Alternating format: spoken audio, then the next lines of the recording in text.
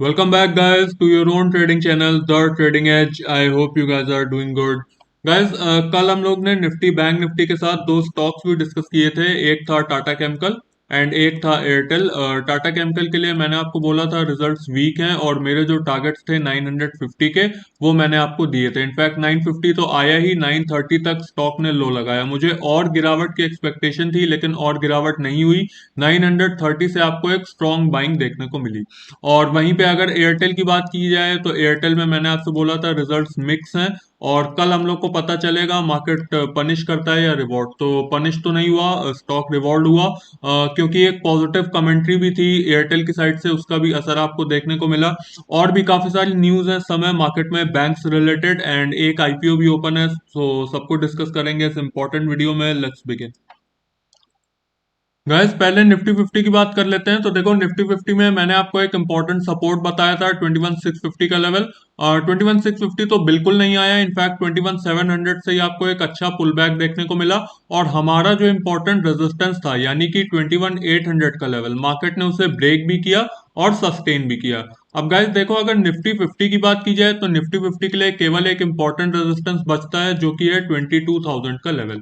ठीक है, अगर 22,000 ब्रेक हुआ और आज की तरीके ही सस्टेन हुआ, आपको अच्छी शॉर्ट कवरिंग देखने को मिलेगी एटलीस्ट 200 पॉइंट्स की। अब ये 200 पॉइंट्स की रैली कल नहीं आ जाएगी, तब तक नहीं आएगी इनफैक्ट जब तक 22,000 ब्रेक नहीं होगा। और गाइज, निफ्टी फिफ्टी के लिए आपको तब तक अपना व्यू पॉजिटिव ही रखना है जब तक वो 21,800 के ऊपर ट्रेड कर रहा है। अगर 21,800 ब्रेक होता है, आपको लेवल्स पता है कौन से हैं। अब गाइज, अगर बैंक निफ्टी की बात कर लें, गाइज अगर बैंक निफ्टी की बात की जाए तो देखो, बैंक निफ्टी में मैंने आपको बताया था एक बहुत इंपॉर्टेंट फॉर्मेशन हो रहा है हेड एंड शोल्डर का, जिसमें से एक शोल्डर पूरा हो गया है, एक हेड भी पूरा हो गया है एंड शोल्डर का फॉर्मेशन हो रहा है। मैंने आपसे बोला था ये फॉर्मेशन हो भी सकता है एंड नहीं भी हो सकता है, एंड फॉर्मेशन तब पूरा होगा जब इसमें से कोई भी रेड या ग्रीन कैंडल 46,000 के लेवल तक रीच हो जाती है। एंड डाउन साइड अगर मूवमेंट होगा तो तभी अच्छा होगा जब 45,500 का ब्रेक होगा। ठीक है, सो इस फॉर्मेशन को अभी हम लोग पूरा नहीं मानेंगे। और बैंक निफ्टी के लिए मेरे लेवल्स कल भी सेम थे, आज भी सेम है। गाइज, आपको बड़ा ट्रेड देखो तभी देखने को मिलेगा जब 46,000 का लेवल अपसाइड से ब्रेक हो जाएगा या फिर 45,500 का लेवल नीचे से ब्रेक हो जाएगा। अगर इसके बीच में आपको कोई भी ट्रेड लेना है, आपको क्विक स्कैल्पिंग आनी चाहिए। ठीक है, अब गाइज देखो, ऑप्शन डेटा की बात कर लेते हैं निफ्टी बैंक निफ्टी की।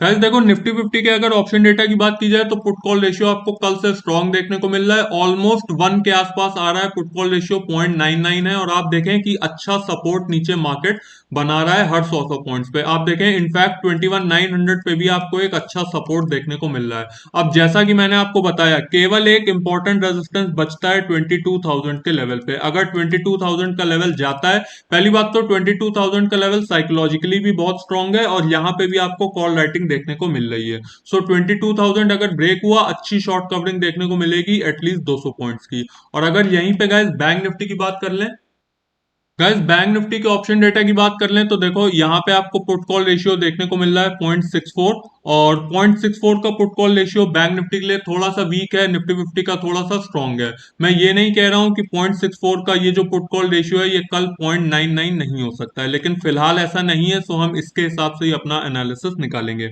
आप अगर देखें जो सबसे ज्यादा ग्रीन बार्स हैं, पहली बात तो सबसे बड़ा ग्रीन बार आपको देखने को मिल रहा है 46,000 के लेवल पे। और 46,000 का लेवल गाइज वही है जहां पे head and shoulder upper side से कंप्लीट होगा। सो 46,000 पे ही एक अच्छा सपोर्ट देखने को मिल रहा है। एंड मैंने आपसे बोला था अगर ये कंप्लीट हुआ और इसके ऊपर सस्टेन हुआ, आपको एटलीस्ट 500 से 1000 पॉइंट्स का मूव देखने को मिलेगा। लेकिन गाइज ये आपको तब तक देखने को नहीं मिलेगा जब तक 46,000 ब्रेक नहीं होगा। एंड फिलहाल के ऑप्शन डेटा के हिसाब से बैंक निफ्टी स्लाइटली वीक है निफ्टी फिफ्टी के कंपेरिजन। अब गाइज एक इंपॉर्टेंट रिजल्ट देख लेते हैं विच इज गोदरेज प्रॉपर्टी। ठीक है, दो रिजल्ट्स हम लोग और डिस्कस करेंगे लेकिन वो शाम के वीडियो में होगा क्योंकि अभी वो आउट नहीं हुए हैं। वो रिजल्ट्स है Britannia and second one is Berger paints. ठीक है, सो गोदरेज प्रॉपर्टी के नंबर्स देख लेते हैं। गाइस देखो, अगर रेवेन्यू की बात की जाए तो इस बार कंपनी ने पोस्ट किए 330 सीआर का रेवेन्यू। प्रीवियस क्वार्टर में आप देखें तो कंपनी ने पोस्ट किया था 343 सीआर का रेवेन्यू। सो प्रीवियस क्वार्टर के कंपैरिजन में तो हाँ, स्लाइड सा आपको ड्रॉप देखने को मिल रहा है, लेकिन गाइज अगर प्रीवियस ईयर का आप देखेंगे तो ऑलमोस्ट आपको 50% का जंप भी देखने को मिल रहा है। और according to news revenue front पे गोदरेज प्रॉपर्टी ने एस्टिमेट्स भी बीट किए हैं। मार्केट को इससे कम एस्टिमेट्स थे, लेकिन गोदरेज प्रॉपर्टी ने अच्छे रेवेन्यू पोस्ट किए हैं। लेकिन गाइस प्रीवियस ईयर से ड्रॉप है, लेकिन लास्ट ईयर से एक अच्छा खासा जंप देखने को मिल रहा है।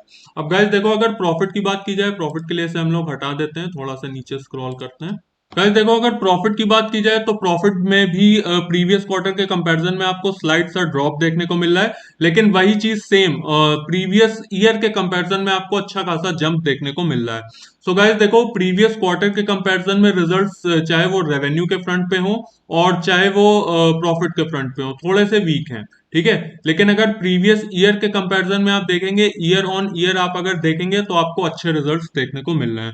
सो कल के सब कुछ मार्केट के ऊपर डिपेंडेंट है कि गोदरेज प्रॉपर्टी रिवॉर्ड होगा या फिर पनिश होगा। ठीक है, तो कल हम लोग देखेंगे। पहले हम लोग गोदरेज प्रॉपर्टी का चार्ट देख लेते हैं कि चार्ट के हिसाब से हमें चार्ट के हिसाब से हमें कौन से लेवल्स देखने को मिल रहे हैं।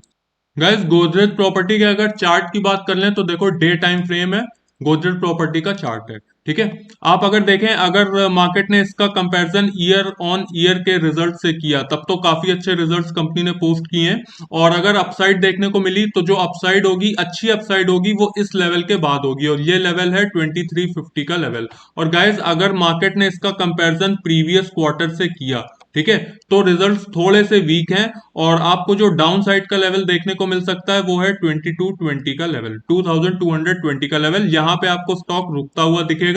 एंड अगर अच्छी अपसाइड आपको देखनी है, तो 2350 का आपको वेट करना चाहिए।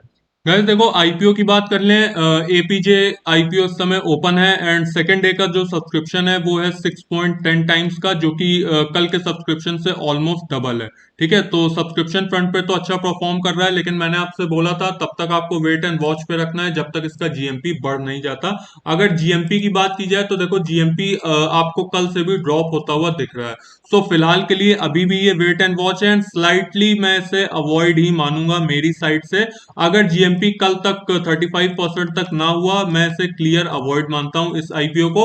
ऑल्दो 3 आईपीओ इस समय पाइपलाइन में है, कल से ओपन होंगे, सो कल हम लोग उन्हें भी देखेंगे। लेकिन फिलहाल के लिए ये आईपीओ इस समय क्लियर अवॉइड है मेरे लिए। कल हम लोग देखेंगे, अगर इसका जीएमपी 35% से प्लस है, या एटलीस्ट 35% भी है, तो हम लोग इसमें अप्लाई करने का सोचेंगे।